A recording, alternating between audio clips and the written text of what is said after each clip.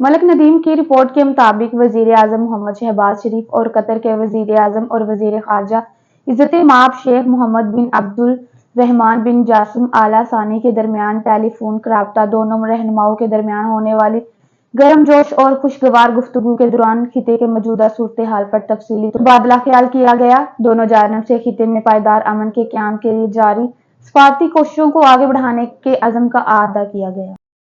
मलक नदीम की रिपोर्ट के मुताबिक जब मैं यहाँ पर आया तो उस वक़्त के जो वज़ीर आला थे उन्होंने मुझसे शिकायत की कि गिलगित बल्तिस्तान में बिजली का बहुत बुरा हाल है। जब हमारी ये हुकूमत आई तो मैंने सरदार अवैस खान लगारी से गुजारिश की कि फिलफौर यहाँ पर 100 मेगावाट शमसी तवानाई के मंसूबे का इंतज़ाम किया जाए। इसके ऊपर मैंने कई मीटिंग्स की और आज अल्हम्दुलिल्लाह मैं ये बात बिला खौफ तरतीब कह सकता हूँ कि आज मैंने इसका संगे बुनियाद रखा, इफ्तिताह किया और इंशाल्लाह ये पूरा मंसूबा अगले साल के दरमियान में मुकम्मल हो जाएगा। ये पाकिस्तान हम सब का साझा है। अगर सिर्फ पंजाब या चंद सूबे की तरक्की की बात करें तो वो पाकिस्तान की तरक्की नहीं होगी, बल्कि हकीकी तरक्की तब होगी जब तमाम सूबे एक साथ आगे बढ़ें।